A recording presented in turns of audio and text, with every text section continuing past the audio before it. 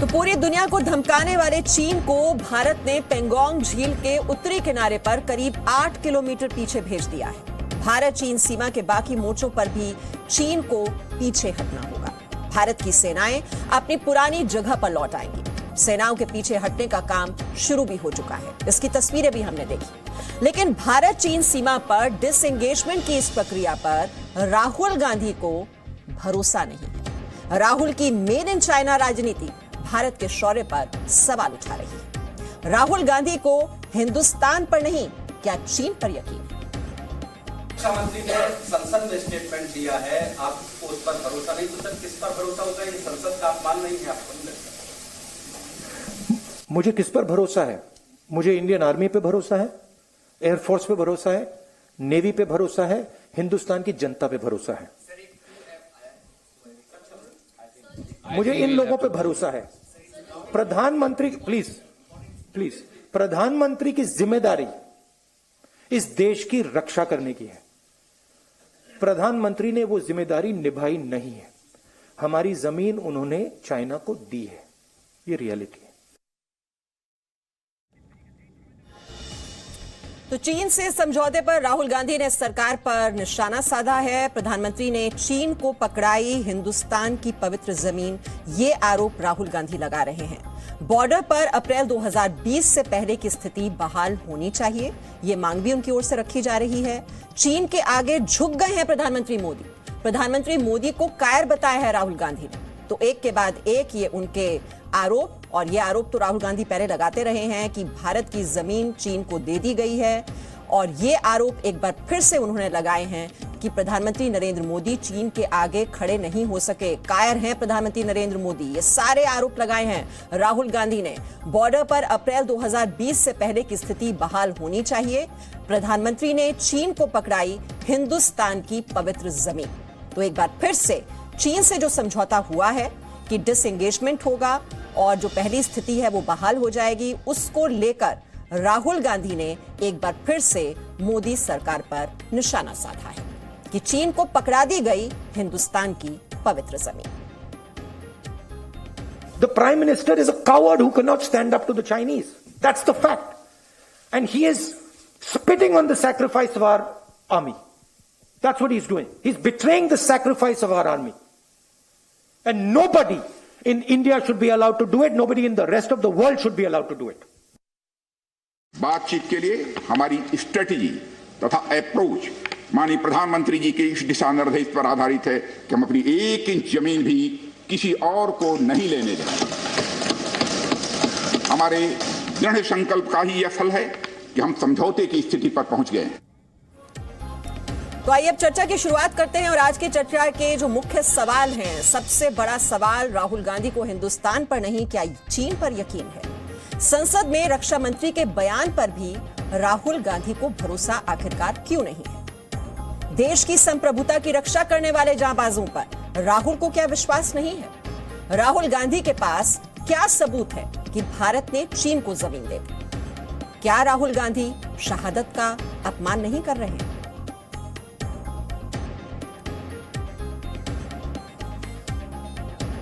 तो आइए चर्चा की शुरुआत करते हैं, और आज की चर्चा में जो मेहमान शामिल हैं उनका परिचय आपसे करा दूं। बीजेपी का पक्ष रखने के लिए अपराजिता सारंगी हमारे साथ जुड़ी हुई हैं। अंतर्राष्ट्रीय मामलों के जानकार रविंदर सचदेव इस चर्चा में आज हमारे साथ शिरकत कर रहे हैं। राजनीतिक विश्लेषक, कांग्रेस की विचारधारा के समर्थक संजीव कौशिक हमारे साथ हैं, और राय तपन भारती वरिष्ठ पत्रकार भी आज की चर्चा में हमारे साथ शामिल हैं। संजीव कौशिक, रक्षा मंत्री पर भी भरोसा नहीं, रक्षा करने वाले जाबाजों पर भी भरोसा नहीं, भरोसा किस पर? चीन पर करेंगे क्या राहुल गांधी?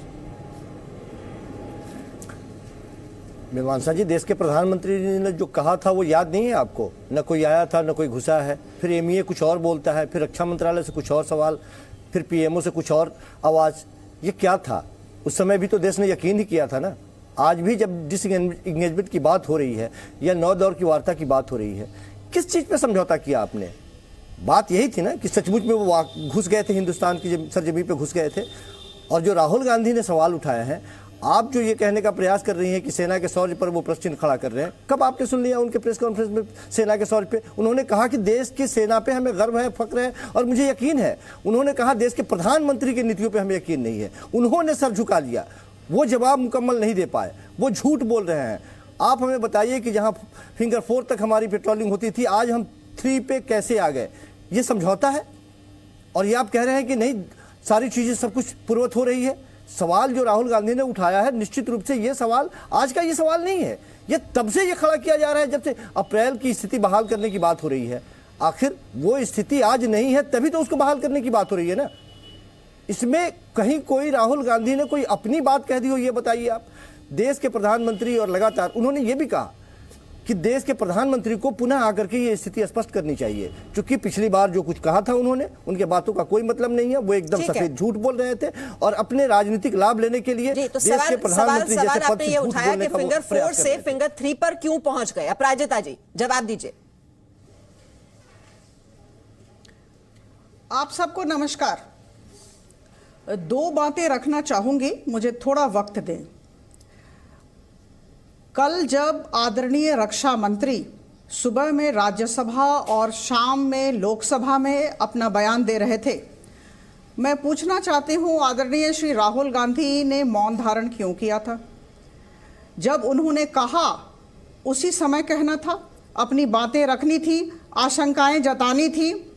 और दूसरी बात ऐसा है कि प्रधानमंत्री मोदी जी की सरकार को विरासत में बहुत सारी समस्याएं मिली हैं। मैं पुनरावृत्ति करूंगी, ऐतिहासिक समस्याएं हैं और उसमें भारत चीन सीमा विवाद एक महत्वपूर्ण समस्या है।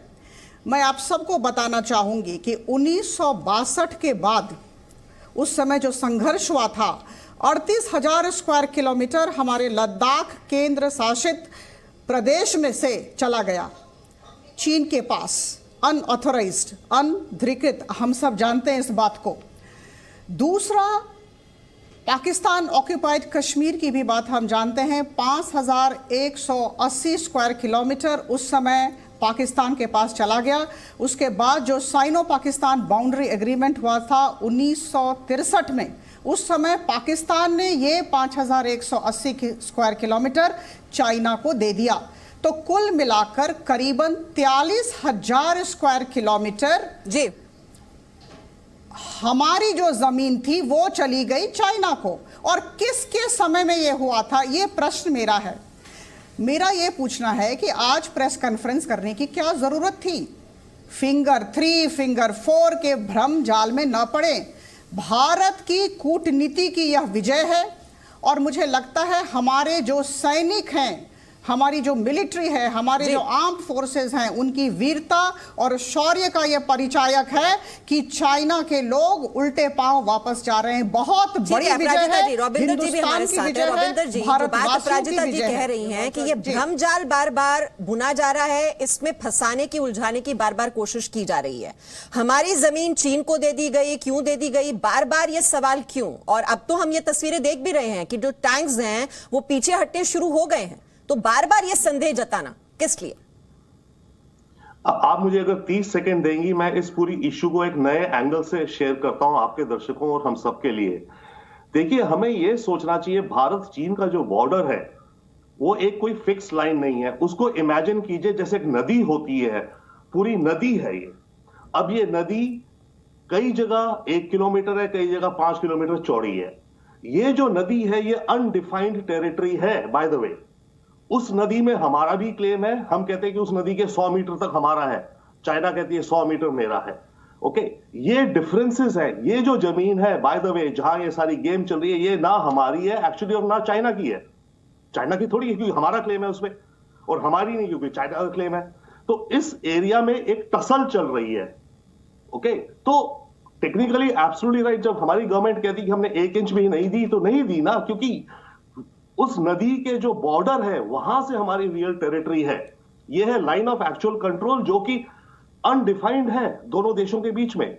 अब इसमें पहली बार ये कॉन्टेस्ट चल रहा है, बड़ा हार्ड कॉन्टेस्ट चल रहा है। पहले जो भी होता था, पॉलिटिक्स असाइड रखिए, पहले जो भी होता था उसमें शायद हम बड़े मेलो रहते थे, सॉफ्ट रहते थे। अब बड़ा चेंज ये आया है कि इस कंटेंशियस एरिया में, जिसको हम भी क्लेम करते हैं, वो भी क्लेम करते हैं, हमारे पेट्रोलिंग कुछ जाती थी, उनके पेट्रोल यहां आती थी, हम एक वो गेम चलती थी, राइट जी। अब इस गेम के लिए हम फर्म हो गए हैं। जी राय तपन भारती जी, जो रविंदर जी जो बात कह रहे हैं कि ये वेल डिफाइंड नहीं है और इसी को लेकर एक भ्रम बार बार पैदा करने की कोशिश की जाती है कि लोगों के जहन में ये सवाल बार बार उठाते रहो, लेकिन आप 100 बार अगर झूठ बोल देंगे तो वो सच तो नहीं हो जाएगा। और अगर वाकई ऐसा है, अगर इतनी ज्यादा वो कन्विक्शन के साथ कह रहे हैं तो फिर कोई सबूत भी तो होगा। ये कौन सी जमीन की बात बार बार करते हैं राहुल गांधी, आप समझ पा रहे हैं क्या? मीमांसा, रविंदर जी सही कह रहे थे कि नदी का जो इलाका है और जो झील है वो विवादित वर्षों से बना हुआ है। चीन अपना दावा करता है, भारत का भी अपना दावा है। एक्चुअली मैकमोहन रेखा जब बनी थी उसको चीन सरकार मानने को तैयार नहीं है और ये 1959 से हमारा विवाद चला आ रहा है। 1962 में पहला युद्ध चीन के साथ हुआ था, लेकिन 3 साल पहले जब लद्दाख में उसने हमारे सैनिकों पर हमला किया, जिसको नेहरू चूक गए। नेहरू को पता ही नहीं चला कि लद्दाख के किन इलाकों में उनकी सेना घुस रही है और हमारे सैनिकों को मार रही है।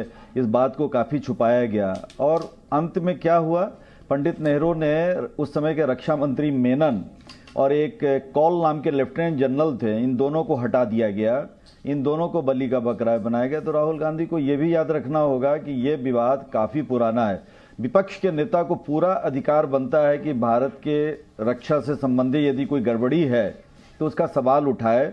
मैं उनके सवाल उठाने को चुनौती नहीं दे रहा हूं, लेकिन इसमें एक तथ्य की बात है कि अब सैटेलाइट से इमेज लिया जा रहा है हर इलाके का कि इस इलाके में 2 साल पहले किसका कब्जा था और भारत या चीन या किसी भी देश का हो। तो इस इमेज को यदि राहुल गांधी कहीं से हासिल करते, आजकल इमेज हासिल करना बहुत आसान है, अमेरिकी सैटेलाइट की मदद से हासिल कर लें या किसी भी मदद से कर सकते हैं, तो उसको लेकर यदि पत्रकारों के सामने, मीडिया के सामने आते तो बात बनती। विवाद है, मैं ये इनकार नहीं कर रहा हूं, अभी भी चीन कोशिश कर रहा था।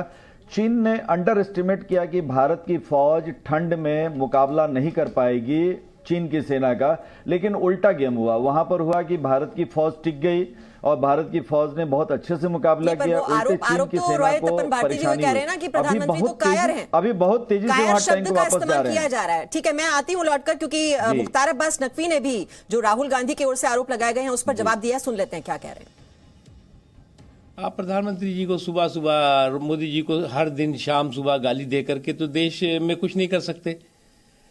आज विश्व के सबसे लोकप्रिय नेता जो कि देश के गरीबों, किसानों, कमजोर तबकों के हितों के लिए पूरी तरह से समर्पित हैं, उनको आप कोसते रहे।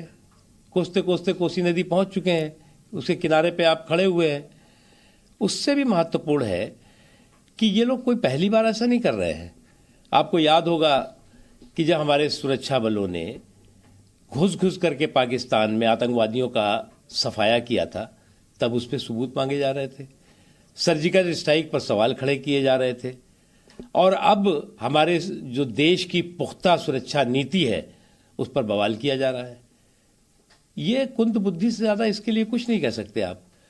ये फैमिली फोटो फ्रेम में फिक्स पार्टी और कुंद बुद्धि पप्पू जी का ये जो कमाल है, इसका तो कोई रास्ता नहीं है। अब ये कुंद बुद्धि का कमाल है या कुंदे की टाल है, ये तो खुद ही कांग्रेस बता पाएगी। संजीव कौशिक जी, जमीन पर कब्जा करवाएं आप, चीनी राजदूत के साथ मुलाकात करें आप, कम्युनिस्ट पार्टी ऑफ चाइना के साथ डील करें आप, और राजीव गांधी फाउंडेशन में चंदा लें आप, और सवाल भी पूछें आप। मीमांसा जी, सुबह सुबह नकवी साहब क्या प्रलाप करने लगे। चीन की बात हो रही है, पाकिस्तान का सर्जिकल स्ट्राइक इसमें घुसने का प्रयास कर रहे हैं। अरे सीधी सी बात है, यहाँ जितने जानकार लोग बैठे हैं, सारे लोग जो बात कह रहे हैं वही बात प्रधानमंत्री जी कह देते कि नहीं, पूर्ववर्ती सरकारों की ये देन है जिसके वजह से हम इतने कमजोर पड़ रहे हैं और उसी की वजह से वो लोग घुस गए। आज मजबूरी में हमें इस तरह का कदम उठाना पड़ा, यही सच बोल देते। यहाँ जो लोग या भारतीय जनता पार्टी के जो प्रवक्ता बोल रही हैं, ठीक यही बात बोल देते देश के प्रधानमंत्री जी, रक्षा मंत्री जी बोल देते कि कमजोरी आपकी थी जिस वजह से हमें ये भुगतना पड़ रहा है। लेकिन अभी थोथा चना बाजे घना, सबके बावजूद आपने जमीन दे दी, वो अंदर तक घुस के चले आए, लगातार हमारे 20 से ज्यादा सैनिकों की शहादत हो गई, और उसके बावजूद आप सीना चौड़ा किया, सवाल पर सवाल उल्टा ठोक रहे हैं कि आप सवेरे सवेरे ये क्या बोल रहे हैं। अरे साहब, सवाल है और देश की जनता जानना चाहती है। 43,000 किलोमीटर की जमीन पर अवैध कब्जा कर लिया था चीन ने, कब किया था? मैं बार बार कह रहा हूं कि ये जो बार बार ये बात कहने का प्रयास किया जा रहा था, प्रधानमंत्री जी कहने दें कि इसी की वजह से ये स्थिति आन पड़ी है। अभी क्यों ये झूठ बोल रहे हैं? अभी की स्थिति जो बात हो रही है, अभी के वर्तमान की जो बात हो रही है, उसके बारे में बात नहीं। तो संजय कौशल, अभी भी आपको यकीन नहीं है कि जो सेना है वो पीछे हट रही है? बात हो रही है, कहीं ना कहीं गड़बड़ी तो था। प्राजिता जी आपका जवाब देना चाह रही है। प्राजिता जी, ये अभी भी भरोसा नहीं है कि चीन की सेना पीछे हट रही है?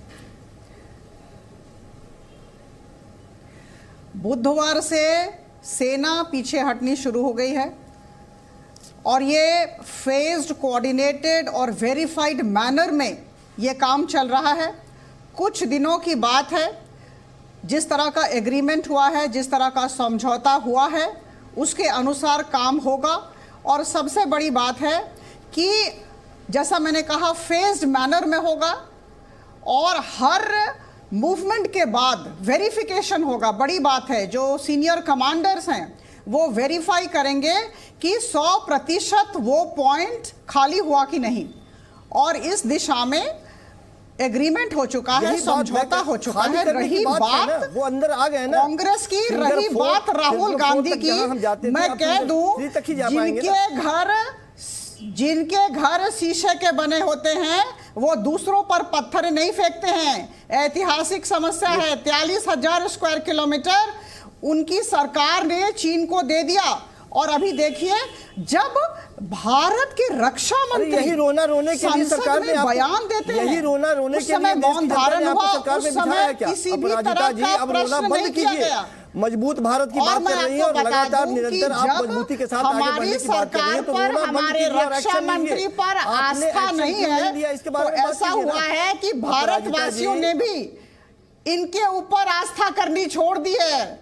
असुविधा यह है कि इनके ऊपर आस्था भारतवासियों का भी नहीं है। इसी की वजह से आदरणीय प्रधानमंत्री काम करें और ये कुछ न जानते हुए उन्हें कायर कहें। देखिए, इनके लिए लाइफ एंड डेथ का सवाल है, जीवन मरण का प्रश्न है कांग्रेस को। Congress is a confuse party. आप जीवन मरण कांग्रेस की बात छोड़ दीजिए, आप अपनी प्रासंगिकता ही देश में नहीं है। अरे भाई, जीवन मरण का सवाल है। ये तस्वीर देखिए जरा, टैंक पीछे हट रहे हैं, टैंक जो है उसके पीछे हटना शुरू हो चुके हैं। और समझौता यही हुआ है कि फिंगर 3 पर पहुंचेगी भारतीय सेना और फिंगर 8 पर पहुंच जाएगी चीनी सेना, जो कि फिंगर 4 तक आ पहुंची थी। और फिर भी कायर शब्द का इस्तेमाल करना, तो राहुल गांधी को सोच लेना चाहिए और कन्विंस करना शायद चीन को ज्यादा आसान है बजाय कि विपक्ष को, कांग्रेस को। बहुत बहुत शुक्रिया सभी मेहमानों का चर्चा में शामिल होने के लिए। Presenting B News app available on Google Play and App Store. Download it now.